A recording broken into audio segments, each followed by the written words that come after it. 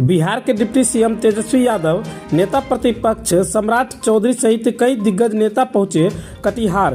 पूर्व deputy CM के दिवंगत पिता को दी श्रद्धांजलि।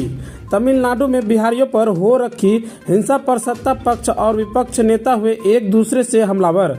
बिहार के पूर्व डिप्टी सीएम तारकेश्वर प्रसाद के दिवंगत पिता गंगा प्रसाद को श्रद्धांजलि देने के लिए बिहार के डिप्टी सीएम तेजस्वी प्रसाद सहित नेता प्रतिपक्ष सम्राट चौधरी, भाजपा नेता शाहनवाज हुसैन, राजद प्रदेश प्रवक्ता मृत्युंजय तिवारी सहित कई दिग्गज नेता कटिहार पहुंचे और पूर्व डिप्टी सीएम तारकेश्वर प्रसाद के दिवंगत पिता के तेलचित्र पर पुष्पांजलि देकर उन्हें श्रद्धांजलि दी। वहीं पटना वापस लौटने के क्रम में मीडिया से रूबरू होते हुए नेता प्रतिपक्ष सम्राट चौधरी और राजद प्रदेश प्रवक्ता मृत्युंजय तिवारी ने तमिलनाडु में हो रहे हिंसा पर जमकर एक दूसरे पर तीखा राजनीति हमला बताया। राजद प्रवक्ता मृत्युंजय तिवारी ने कहा, बीजेपी शुरू से ही भ्रम फैलाने का काम करती रही है। सूबे के मुखिया नीतीश कुमार और डिप्टी सीएम तेजस्वी यादव पूरे मामले पर नजर बनाए हुए हैं और बिहारियों पर हो रही हिंसा पर सरकार कार्रवाई कर रही है। वहीं नेता प्रतिपक्ष सम्राट चौधरी ने कहा कि देश में कहीं भी अगर बिहारियों पर हिंसा होती है तो बीजेपी चुप नहीं बैठेगी। मौजूदा सरकार को उन्हें बिल्कुल फेलियर बताया और कहा कि जब तक बिहार में एनडीए की सरकार थी, रोजगार के साधन, उद्योग और कल कारखाने की तैयारी जोरों पर थी, लेकिन जब से नीतीश जी राजद के साथ गए हैं, एक बार फिर जंगल राज कायम हो गया है। के साथ हुआ सिर्फ आलोचना से और जांच से काम नहीं चलेगा। आखिर तमिलनाडु के लोग बिहार कहाँ आते हैं? रोजगार, उद्योग देंगे। जब तक उद्योग नहीं होगा, कभी महाराष्ट्र में, कभी केरल में, कभी कश्मीर में बिहार के मजदूर मार खाते हैं, मर जाते हैं। इसकी जिम्मेदारी लेनी होगी ना। आखिर बिहार में जो उद्योग का माहौल बना उसको बढ़ाइए।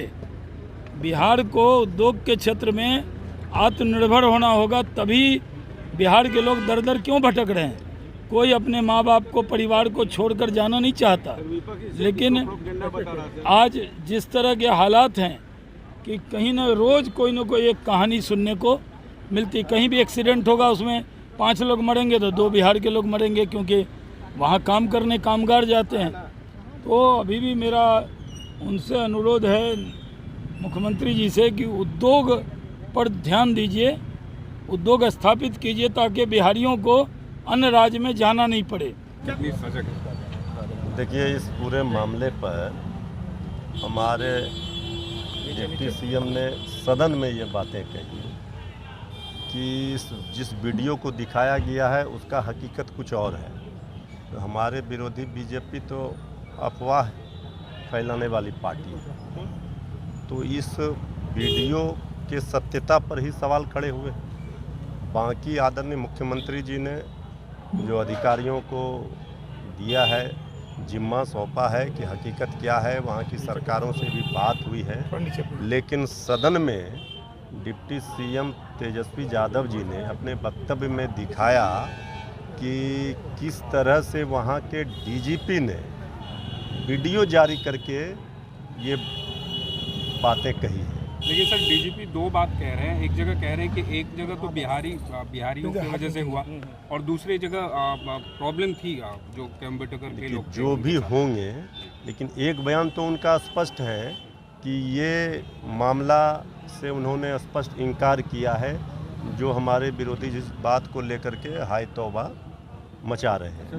सर क्या लग रहा है, 24 के चुनाव है, इसकी सुगबुगाहट है? देखिए, इसी को लेकर 24 के चुनाव में बिहार से जब रुक जाएगा, इनका 40 सीट का कट जाएगा, तो फिर वो दिल्ली पहुंचेंगे कैसे? तो इसीलिए सारा डर यहाँ बिहार को लेकर के है। इसलिए इस तरह की बातों को लेकर के मचाया जा रहा है शोर। बिहारियों के साथ कहीं भी, किसी भी देश में, विदेश में कोई अत्याचार, अन्याय नहीं कर सकता है। नीतीश तेजस्वी की सरकार है। सर, झारखंड में हेल्पलाइन नंबर जारी कर दिया गया है, तमिलनाडु में भाई, हम तो कह रहे हैं कि बिहार सरकार सजग है। आदरणीय मुख्यमंत्री जी ने अधिकारियों को टास्क दिया है, वहाँ बातें हो रही है, लेकिन ये बात भी सत्य है कि बहुत सारी चीज़ों को अफवाह फैलाया जा रहा है और उसको लेकर के हकीकत भी धीरे धीरे पोल भी खुलती जा रही है। कल भी आप लोगों ने देखा होगा। तो जो अगर कहीं कोई मामला होगा तो उसका संज्ञान सरकार लेगी गंभीरता से। सरकार गंभीर है। में जो चुनाव हुए हैं उत्तर के 3 राज्यों में बहुत स्थिति अच्छी नहीं रही। देखिए, पूर्वोत्तर राज्यों की स्थिति वहाँ पर स्थानीय स्तर पर जो उम्मीदवार होते हैं, क्योंकि हम लोगों का पार्टी तो राष्ट्रीय जनता दल राष्ट्रीय पार्टी भी रहने का सौभाग्य हुआ है। कई प्रदेशों में हमारे विधायक रहे हैं, सांसद रहे हैं, लेकिन नागालैंड में हम लोग चुनाव लड़े, हमारे उम्मीदवार नहीं जीत पाए स्थानीय कारणों से। लेकिन बिहार हमारा मुख्य ये राष्ट्रीय जनता दल का सरकार का हमारी मजबूती है। और महागठबंधन बनी है इसलिए कि जो बिहार, बंगाल, उत्तर प्रदेश और महाराष्ट्र, ये बड़े राज्यों में अगर भारतीय जनता पार्टी को रोक दिया जाएगा तो 100 के नीचे बीजेपी। नेतृत्व में आप जाने को तैयार नहीं है। देखिए, कौन नेतृत्व करेगा ये यहाँ तय नहीं होगा। नेतृत्व तो महागठबंधन में जो सरकार विपक्ष एकजुटता की बात है, उस मुहिम को पहले जोर दिया जा रहा है।